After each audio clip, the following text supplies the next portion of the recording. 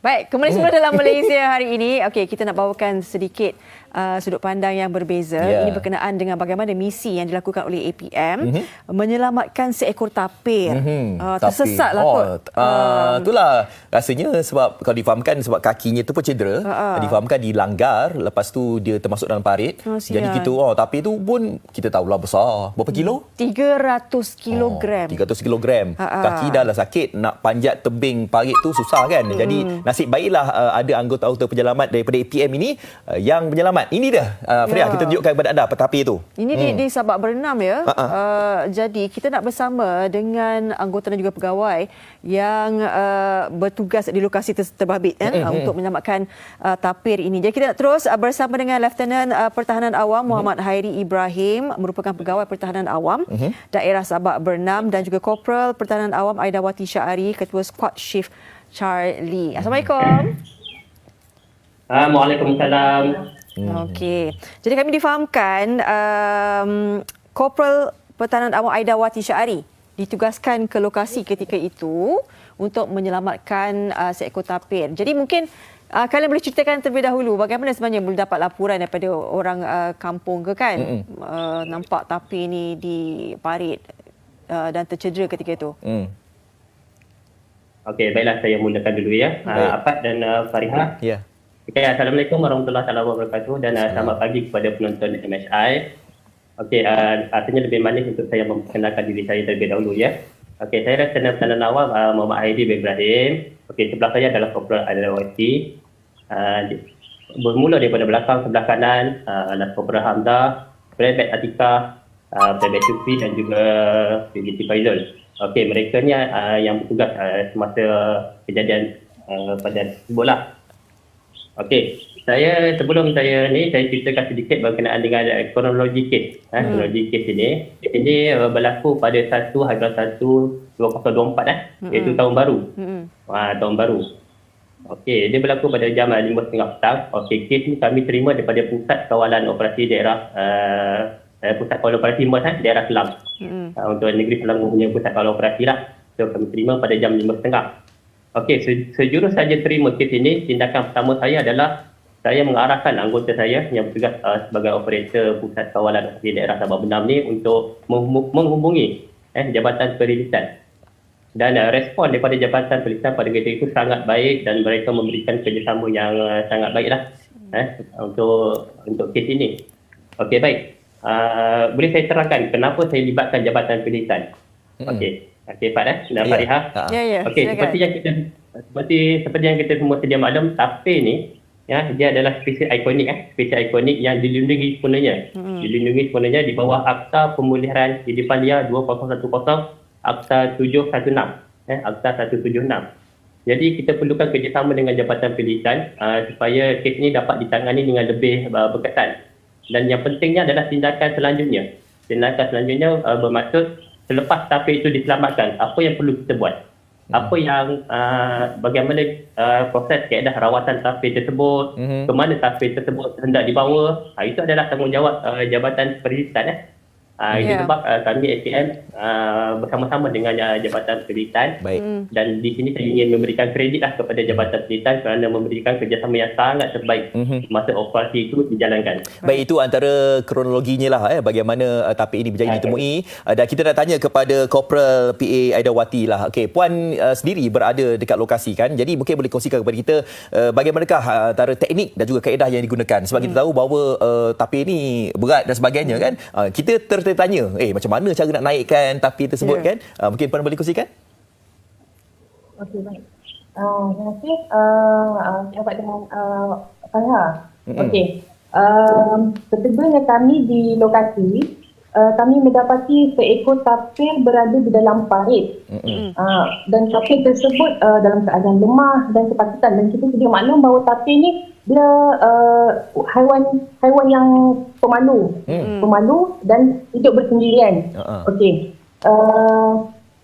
Apabila melihatkan keadaan yang macam tu dengan kaki belakangnya yang cedera, saya terfikir beberapa cara untuk menyelamatkan tapi tersebut kerana dengan saiznya yang besar, berat dia. Okey. Kemudian cara pertama yang kami gunakan adalah dengan membuat tangga di tebing parit. Tetapi kami bersama-sama juga dengan penelitian, tetapi beberapa percubaan untuk menaikkan tapi tersebut tak berjaya. Tidak berjaya, dan kemudian kami menggunakan cara yang kedua dengan menggunakan jaring. Kami menggunakan jaring dan sama-sama menarik dari tebing itulah. Tapi memang macam-macam orang kata kesukaran yang dihadapi lah. Selain daripada perlu berhadapan dengan emosi tapir itu sendiri, dan yelah, bila beberapa kali kita cuba selamatkan, naikkan dia berasa marah dan hampir okey, kepala dia bila kena air kita takut dia lemas. Okey. Kemudian perbincangan. Hello? Okey. Terputus. Sedikit teknikal nampaknya terputus. Tak apa. Jadi ini sangat saya tertanya-tanya bila katakan tadi tengok gambar daripada cerah hingga ke gelap. Itulah. Berapa jam bagi dia? Pastinya ini sangat-sangat mencabar, penugasan yang sangat mencabar membuat mereka, sebab kita pun tahu kan untuk menguruskan haiwan yang katanya tapi kan seekor pemalu kan. Jadi mungkin dengan emosi yang tak stabil, dan kita pun manusia pun ada emosi tak stabil juga. Betul. Jadi saya rasa ini kita nak dengar lagi lah sebenarnya bagaimana pengurusan ini dilakukan sehingga mungkin berjam-jam, ambil masa ni sampai malam pula tu. Ya, sebab iyalah macam disebutkan tadi, tapir ini memang jarang ditemui, Fariha. Kalau misalkan kata kalau kita sendiri pun nampak saja signboard tapir di hadapan, memang tak jumpa pun kan. Tapi ini jadi memang sifat peribadi tapir ini memang begitu pemalu, apatah lagi apabila mereka apatah lagi bila tapir ini berada dalam kesusahan, kepayahan, kecederaan kan. Jadi mungkin memerlukan seseorang juga nak bantu dia kan. Tapi bila dah seorang dua tak berjaya, bila dah ramai-ramai sangat tu menimbulkan sedikit agresif kepada tapir tersebut, macam mana caranya untuk menaikkan? Puan tadi ada sebutkan menggunakan tangga dan sebagainya, tak berjaya. Tangga tu mungkin sebab nak suruh tapir tu naikkan. Tapi kan kaki dekat belakang tu tercedera. Lepas tu guna jaring pula. Tapi saya rasa ini mungkin antara kerjasama IPM sendiri dan juga perhilitan tahu bagaimana cara yang terbaik untuk menyelamatkan tapir ini. Tetapi syabas juga kita ucapkan sebenarnya dengan usaha yang kalian lakukan ini kan. Sangat-sangat mencabar. Kami tengok pun payah je. Tapi alhamdulillah selamat. Nanti kita cuba untuk menghubungi mereka sekali lagi sebab tak puas ni. Tak puas betul. Jadi kita dapat lihat dekat sini antara penugasan APM ni bukan setakat menyelamatkan misi-misi banjir, kemalangan dan sebagainya, juga menyelamatkan haiwan contohnya macam tapir ini diperlukan juga oleh anggota-anggota penyelamat IPM ini. Okey, kita berehat seketika. Kembalinya kita bawakan apa yang kita boleh, kalau boleh hubungi kembali mereka, alhamdulillah. Kita cuba ya. Okey, kita berehat dulu. Ya. Kita cuba nak menghubungi semula Lieutenant Peternak Awam Muhammad Hairi dan juga Korporal Peternak Awam Aida Wati. Assalamualaikum. Waalaikumsalam. Dengar Afat dan Farina. Okey, kali ni dengar. Okey, tadi kita tadi kita bersama dengan Korporal kan, Puan Aida. Jadi Puan Aida, mana Puan Aida tu? Ada? Okey, ya saya. Okey, Puan Aida, dekat mana tadi yang kita terputus tadi? Boleh sambung balik dalam usaha misi menyelamat tu. Tak berjaya guna tangga, jaring. Jadi teruskan tentang misi menyelamat tu. Okey, setelah menggunakan step pertama, step kedua dan step ketiga, kita menggunakan tali dan juga hose. Okey, membuat ikatan dua loop pada bahagian kaki depan dan juga belakang untuk menaikkan tapir tersebut ke tebing. Tapi masih juga tidak berjaya. Itu pun kita buat beberapa kali. Okey, kemudian akhirnya kita menggunakan kaedah menurunkan perangkap pindah ke dalam parit. Itu pun dah malam, orang kata dah gelap dengan suasana yang macam tu, dengan berlumpurnya apa semua.